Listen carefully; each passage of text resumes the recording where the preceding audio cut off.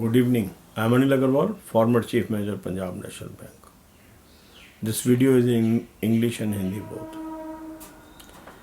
Some subscribers ask me, Sir, is there any shortcut? And he has referred about some videos where some shortcuts are given. My experience says there is no shortcut to success. If you have to be successful, there is only one path, that is hard work. If you prepare in a systematic manner and improves your personality on daily basis, success is bound to come.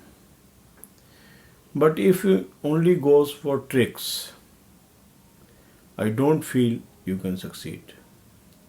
Employability means an employer is looking for an employee who has certain traits in his personality. And he designs an exam in such a fashion that traits can be tested.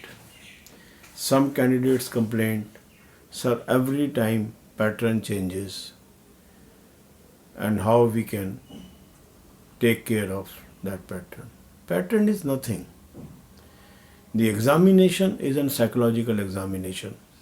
It is just testing your qualities. And that's why in all my videos I focus how you can improve your personality.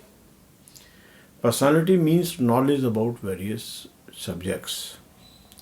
It may be English, it may be quant, it may be reasoning, it may be general awareness, it may be banking awareness. Then I usually suggest you some good mock test. Why? That mock test helps you in identifying your weak areas. One of the subscribers asked me, Sir, how to analyze the weak area? The meaning of identifying weak area is, say I attempt one mock test.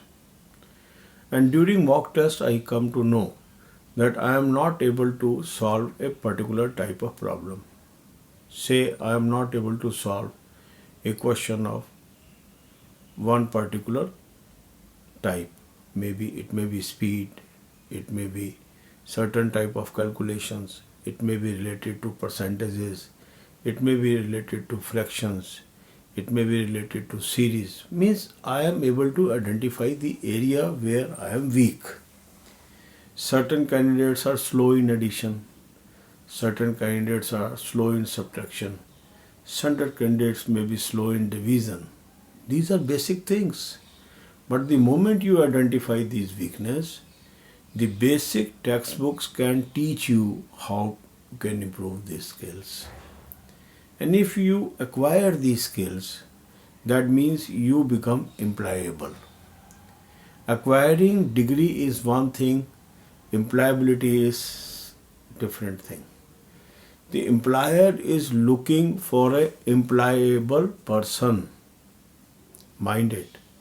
The employer is looking for an employable person, not a person holding a degree. And that's why if you are holding a degree, you have to make yourself employable. Certain people are busy.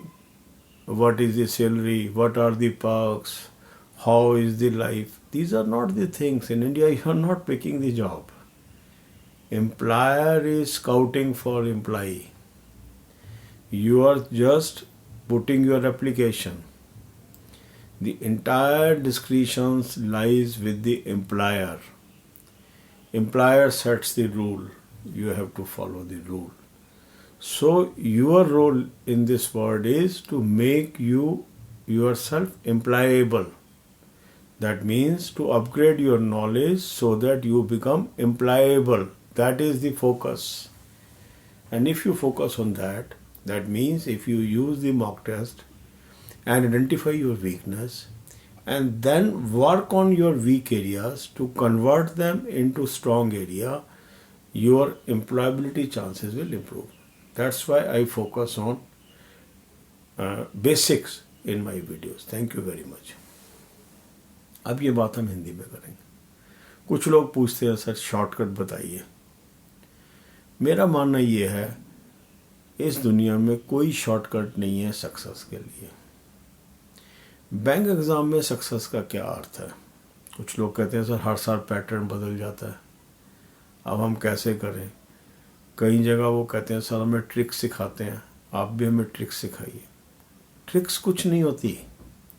वास्तव में जो employer है वो उन लोगों को ढूंढ रहा है जो उसके लिए इफ़ेक्टिव एम्प्लॉई हो सकते हैं। दैट मीन्स हमारा काम क्या है, हमें अपने आप को एम्प्लॉयबल बनाना है। मीन्स एम्प्लॉई बनने के काबिल हमें बनना है। हम नहीं चुन रहे जॉब। इंडिया में कोई व्यक्ति जॉब नहीं चुन रहा। काफ़ी लोग प्रश्न करते हैं सर ये कर लें, वो कर लें, इसमें चले जाएं, उसमें चले जाएं। ये क्या होता है? ये सब मिथ होती है, ये खाली वक्त की डिस्कशन होती है। ये हमें तब करना चाहिए जब वो सारी ऑप्शंस हमारी टेबल पे है। मीन्स मेरे पास 4 सिलेक्शंस हैं, अब मुझे चुनना है इसमें से मुझे कहाँ जाना है। जब मेरे पास एक भी ऑफ़र नहीं है और उससे पहले मैं चुन रहा हूँ कि मैं इसमें जाऊँ कि उसमें जाऊँ, मीन्स मैं अपना वक्त जाया कर रहा हूँ। अभी तो मैं चुना ही नहीं गया हूँ। तो मुझे क्या करना है? चुने जाने के लिए अपनी पर्सनालिटी को ऐसा बनाना है कि उस एग्ज़ाम से मैं चुना जाऊँ। एम्प्लॉयर क्या कर रहा है? एग्ज़ाम को इस तरीके से सेट करवा रहा है कि उसको वो लोग आइडेंटिफाई हो जाएं जो उसकी जॉब करने के लिए सक्षम है। और उस जॉब सक्षमता के लिए हमें क्या करना है कि हमें वो चीज़ें डेवलप करनी है अपने अंदर। जैसे मैंने मॉक टेस्ट का यूज़ बताया। मॉक टेस्ट ये नहीं है कि मॉक टेस्ट से हमने नंबर निकाल लिए खुश हो गए। नो, मॉक टेस्ट मैंने आपको बताया कि आपने मॉक टेस्ट किया, आपको पता लगा कि कुछ तरह के क्वेश्चन आप नहीं सॉल्व कर पा रहे हैं, आपको जमा करने में प्रॉब्लम आ रही है, घटा करने में प्रॉब्लम आ रही है, सवाल को पढ़ने में दिक्कत आ रही है, पूरा प्रश्न आप टाइम से नहीं कर पा रहे हैं। यहाँ आपको पता लग गया कि मुझे रीडिंग स्किल्स इम्प्रूव करनी है, उस पर काम करिए। मान लो आपको जमा करने में देर लगती है, कैसे फास्ट जमा कर सकते हैं ये सीखिए। आपको घटा करने में दिक्कत आ रही है, घटा जल्दी कैसे कर सकते हैं ये सीखिए। परसेंटेज निकालने में दिक्कत आ रही है, परसेंटेज कैसे निकाल सकते हैं ये सीखिए। मीन्स हमें वो चीज़ें सीखनी है जो हमारे पास नहीं हैं। और क्या नहीं है हमें कैसे पता लग रहा है? जब हम मॉक टेस्ट को ट्राई कर रहे हैं।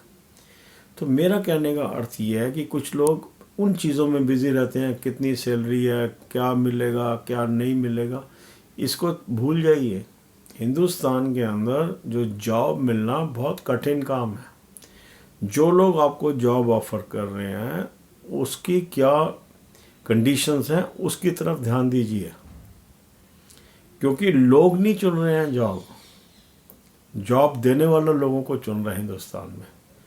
अब आप ये देखिए, बैंक अगर नौकरी निकाल रहा है तो उसके पास कौन कौन लोग आ रहे हैं? Well qualified engineers. अब कोई कहता है सर मैं एमटेक हूँ, मैं छुपा लूँ, कहीं ओवर क्वालिफिकेशन तो नहीं हो जाएगी? अरे एमटेक कोई ओवर क्वालिफिकेशन नहीं है।